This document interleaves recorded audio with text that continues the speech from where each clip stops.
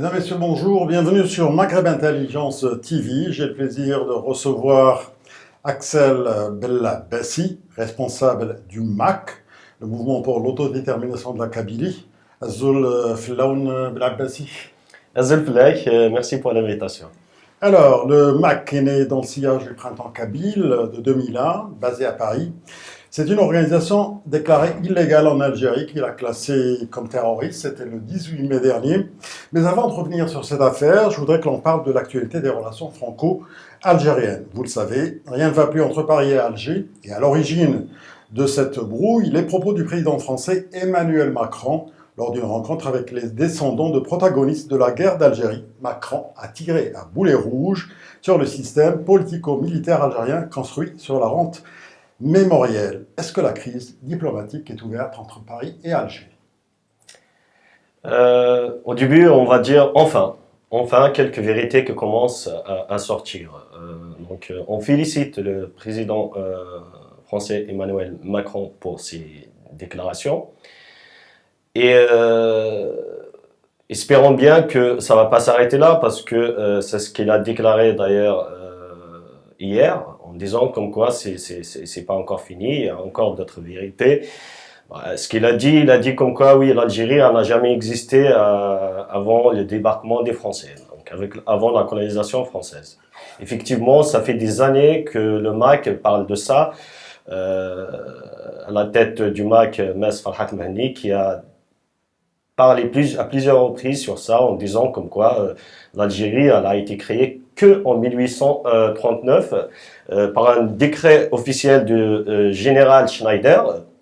Et à cette époque-là, d'ailleurs, la Kabylie, elle était toujours indépendante. Donc, la Kabylie, elle a été annexée à cette Algérie que en 1857. Donc, on aimerait bien que Emmanuel Macron, le président français, aussi dit cette vérité sur la Kabylie, que la Kabylie ne fait pas partie de l'Algérie à l'époque de la création. Donc c'est vraiment important pour l'histoire, pour le peuple kabyle et pour tous les peuples du Nord africain, pour qu'ils sachent en fait la vérité qui est cachée depuis voilà des années, même des siècles. Et nous et nos enfants aussi, ils ont besoin de ça, donc de la vérité pour qu'on avance. Sinon, si on construit sur des mensonges, malheureusement, ça peut pas aboutir. À un moment ou à un autre, ça va s'exploser. Alors, Bellabessi, est-ce que vous pensez que le président français a crevé l'abcès en disant tout haut ce que beaucoup d'Algériens pensent, en remettant en cause l'existence même, vous venez de dire, d'une nation algérienne avant la colonisation? Je sais pas si c'est vrai que les Algériens ils pensaient vraiment ça, mais je pourrais dire quand même que la majorité des Kabyles ils connaissent cette vérité. Bien sûr, moi en tant que Kabyle, ça me fait plaisir de voir cette vérité qui sort de la bouche d'un président français.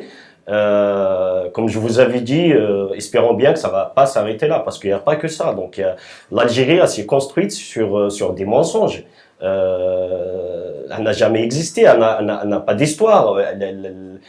Donc c'est la plus grosse erreur qu'a commis la France dans son histoire des colons, de tous les pays qu'ils ont colonisés, c'est bien l'Algérie. Elle a mis plusieurs peuples dans une surface donc qui est gigantesque, qui est la surface de l'Algérie. Elle n'a pas pensé à l'avenir de ces peuples, s'ils arrivent à vivre ensemble, donc si un jour ils peuvent construire une nation ensemble. D'ailleurs, la preuve elle est là. Donc tous les autres pays avancent, l'Algérie elle recule. Tant que ce problème n'est pas réglé du peuple qui existe en Algérie, l'Algérie malheureusement elle va droit au mur, hein, donc elle va jamais avancer. Alors, Macron évoque une histoire, et vous venez de dire, officielle, selon lui, totalement réécrite. Est-ce qu'il faut réécrire l'histoire d'Algérie? Oui, tout à fait, tout à fait. Qui repose sur des vérités. Exactement, sur des vérités, beaucoup plus de reconnaître tous les peuples qui existent en Algérie et leur donner le droit à l'autodétermination, surtout le peuple kabyle que à sa majorité réclame depuis des années ce droit à l'autodétermination, que c'est un droit international. Donc on a le droit, comme tous les peuples du monde, à s'exprimer, à dire ce qu'on pense. Après, si le peuple kabyle choisit de rester dans cette Algérie, bah, c'est son choix. Mais donnez-leur la chance de s'exprimer par la voie d'un vote, d'un référendum qui va être surveillé par des instances, bien sûr, internationales. Alors, c'est un problème diplomatique ou c'est un problème franco-français? Non, c'est plutôt un problème diplomatique. J'ai vu la déclaration du président français où il disait que c'est un problème franco-français. Non, je suis désolé. Là, il est en train de parler sur d'autres peuples qui sont pas français, notamment le peuple kabyle qui est concerné dans cette affaire, et aussi même le peuple algérien, les peuples algériens. Donc, c'est pas un problème franco-français. C'est vrai qu'à l'époque, c'était ça, mais il faut pas oublier que ces peuples-là, ils existent, même s'ils étaient colonisés à un moment, mais c'est pas une raison de dire comme quoi c'est un problème franco-français. Alors, depuis un mois, le mouvement séparatiste kabyle, déclaré, je l'ai dit, organisation terroriste, est la cible d'un vaste coup de filet des autorités. C'est la nouvelle bête noire du régime algérien. Près de 300 militants du mouvement pour l'autodétermination de la Kabylie, MAC, ont été visés ces dernières semaines par des mandats d'arrêt internationaux, des arrestations, des perquisitions à domicile. Est-ce que vous avez une idée de la situation justement de ces prisonniers? Oui, malheureusement, lorsqu'on réfléchit à nos détenus qui sont actuellement dans les prisons algériennes qui vivent l'horreur, c'est ce qu'on peut dire. Les informations qui nous arrivent, la majorité sont torturées tous les jours. Donc, surtout lorsqu'on voit des prisonniers comme le monsieur là, qui est âgé, qui a même pas des jambes pour bouger, on l'accuse d'appartenir à un mouvement terroriste et de participer aux feux de forêt qui se sont passés en Kabylie. Je sais pas, franchement, des fois on me dit, est-ce que c'est des humains qui sont derrière ce pouvoir algérien, arriver à embarquer, à kidnapper même une dame comme Kamera Natsi, qui est la présidente du Congrès mondial à Mazir, ou une jeune fille comme Wissem, ça s'est passé avant-hier, une jeune fille, une artiste, pareil, donc il s'est fait kidnapper tous les jours, ils rentrent dans des villages, ils embarquent des gens à 4 heures, à 5 heures du matin, comme on dit en kabyle, Arzan Lanayat Qubailis, c'est gravissime. Donc, je profite de votre antenne pour lancer un appel, un SOS d'urgence pour les instances internationales, pour intervenir, pour faire quelque chose, parce que ça va vraiment dans un sens où on s'attend même à un autre génocide après celui du mois passé, donc les feux de forêt qui sont passés récemment. L'Algérie, elle veut pas s'arrêter, donc elle continue encore dans sa répression. Sans l'intervention des instances internationales et des nations qui protègent le monde pour sa liberté, je pense que le peuple kabyle il est en danger. Donc il faut vraiment l'intervention de ces instances. Est-ce que vous pensez que la liste des cibles risque encore de s'allonger dans les prochains jours? Oui, lorsqu'on voit tous les jours, hein, il n'y a pas une journée où on n'a pas eu d'arrestation. Hein. Le dernier, c'était Morad Chaban, aussi, que c'est un artiste. Donc, et là, il ne vise pas que les militants du MAC, hein, il faut le savoir, c'est tous les Kabyles, hein, tous les Kabyles militants de n'importe quelle cause, même des fois qui ne sont pas indépendantistes, qui ne sont pas militants du MAC, mais ils se font embarquer tout simplement, ils sont Kabyles. Il n'y a pas autre chose. Et ça, ça fait partie de l'opération Zéro Kabyle. Lorsqu'on parle de l'opération Zéro Kabyle qui a commencé officiellement en 2019, mais qui a toujours existé dans les couloirs de Mouradia, donc dans les autorités algériennes, mais ils l'ont officialisé qu'en 2019. Effectivement, elle est en cours. Donc c'est ça l'opération Zéro Kabyle. Et ça va se finir avec un génocide plus large que celui qui s'est passé au mois d'août. Donc, espérons bien qu'il y aura des nations ou des ONG qui vont intervenir pour arrêter ce massacre. Alors, l'opposition indépendantiste kabyle a appelé le 18 août à une enquête internationale justement sur les incendies meurtriers en Algérie et le lynchage de ce jeune homme faussement accusé de pyromanie. Est-ce que vous niez toute responsabilité dans les sinistres et est-ce que vous y voyez la main des autorités algériennes? Cette question, il faut plutôt la poser aux autorités algériennes, ceux qui nous accusent, qui nous avancent des preuves. Là, ils ont fait Quelle lecture vous en faites? un reportage récemment sur la télé algérienne où ils parlaient du MAC, comme quoi, pas que du MAC, hein, ils parlaient même du peuple kabyle parce qu'ils voulaient montrer une image d'un peuple barbare, donc à travers l'assassinat de Jamal Ben Smaïl. Mais ils nous ont montré, oui, il y a quelques militants qui sont fait embarquer parmi les 60 personnes qui sont accusées d'assassiner et de brûler la Kabylie. Nos militants, à aucun moment, ils ont reconnu comme quoi ils étaient présents ni à l'assassinat de Jamal, ni au feu de forêt. Ils ne sont pas concernés dans cette histoire. Tout simplement, ils ont reconnu à la télé comme quoi c'est des militants du MAC et ça, c'est pas caché. Donc, les militants du MAC, ils se cachent pas. Moi, j'ai envie de leur dire, écoutez, vous nous accusez d'être des assassins, des terroristes. Si on parle de l'histoire, pas lointaine, je ne sais pas, c'est qui a assassiné Barkat Menguillet et Ben Wali, tout ce qui s'ensuit les années 50. C'est qui a assassiné les 400 Maquisards en 62, juste après l'indépendance, en 63. C'est qui a assassiné les 128 Kabyles en 80 et il a mis en prison des milliers de gens et handicapé des milliers de gens aussi.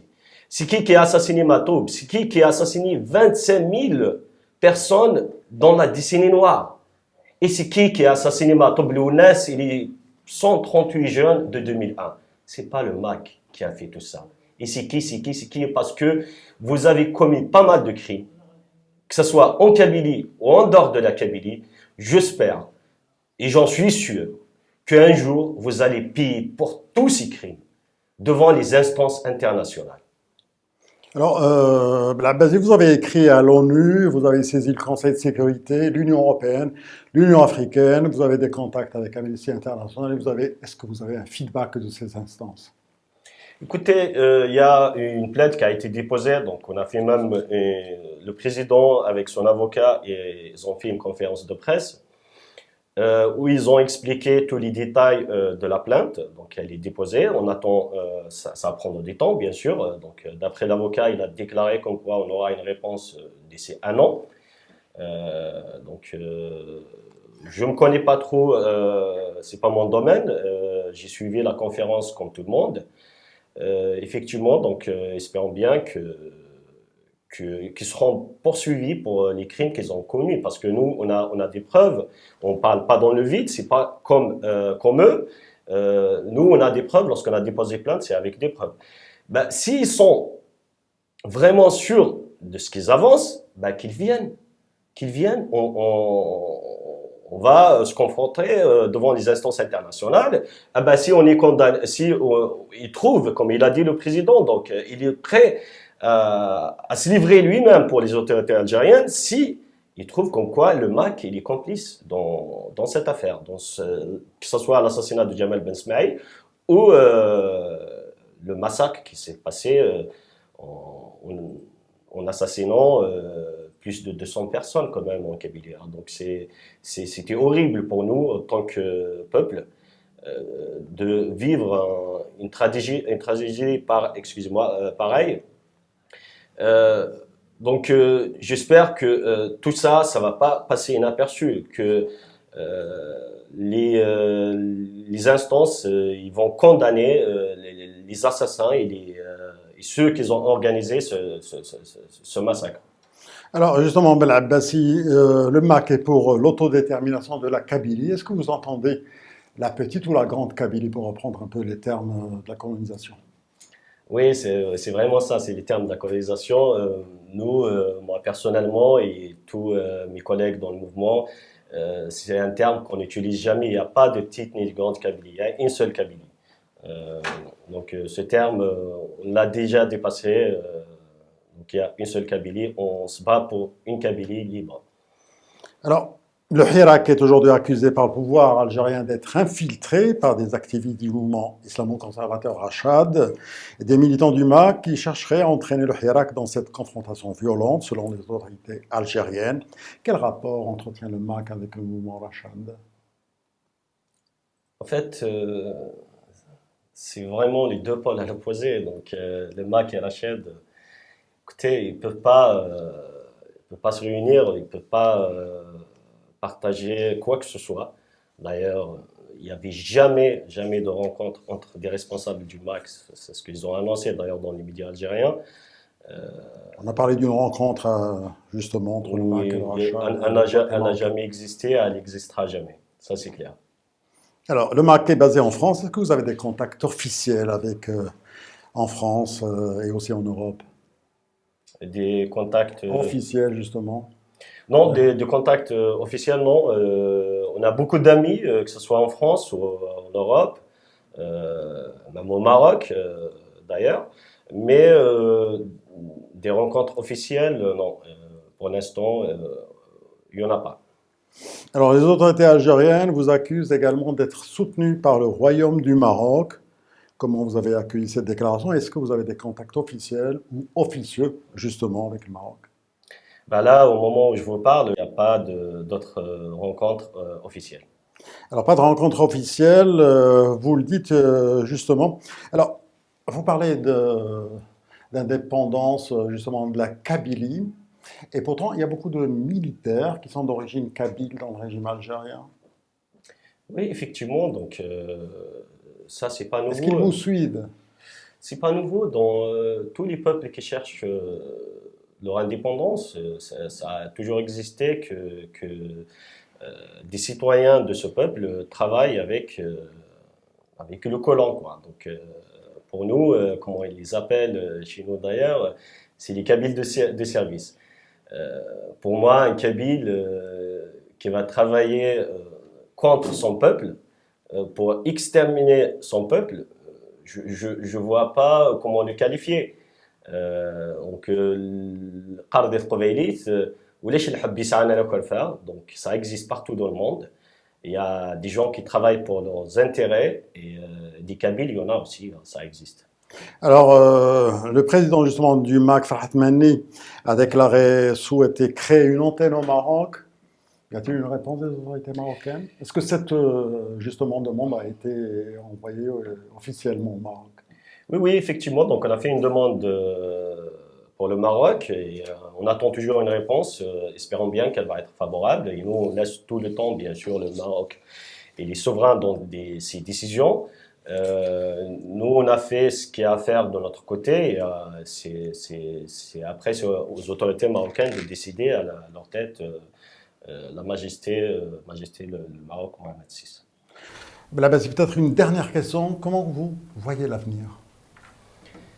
Écoutez, nous, on espère que du bien. Donc, nous sommes un peuple pacifiste qui a jamais agressé un autre peuple dans l'histoire.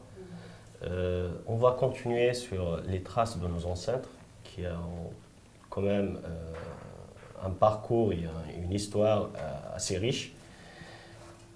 On espère bien qu'on aura notre indépendance et on va vivre au milieu de toutes les nations qui siègent à l'ONU et être amis avec tous ces peuples-là, tous ces pays-là. Donc, et de voir un avenir pour nos enfants dans une école kabyle qui va sortir des intellectuels, des gens qui vont donner pour l'humanité, pas que pour la Kabylie, mais plutôt pour l'humanité. Voilà, donc c'est ce qu'on espère, quoi. Quelles sont vos actions futures, justement, sur le plan international, du côté de l'ONU? Écoutez, là, on est en train de préparer d'ailleurs une visite à l'ONU. Donc, on a été la dernière fois, mais on va retourner. Donc, on attend juste d'avoir un rendez-vous pour y aller, pour leur expliquer ce qui se passe actuellement en Kabylie. Et il y a une manifestation le 10 octobre. Elle est organisée par des associations kabyles qui sont beaucoup plus sur la région parisienne. Il y a même des associations un peu dans les autres régions en France. Donc je profite de l'occasion pour appeler tous les peuples kabyles. Nous, en tant que mouvement MAC, on soutient cette action et on appelle tous les Kabyles, même les non-Kabyles, les amis de la Kabylie, à rejoindre cette manifestation qui va se dérouler donc le 10 octobre, le dimanche le 10 octobre, de Champ de Mars à l'Assemblée nationale. Espérons bien qu'il y aura beaucoup de Kabyles qui vont se déplacer. Ça va être une réponse pour le pouvoir algérien et aussi pour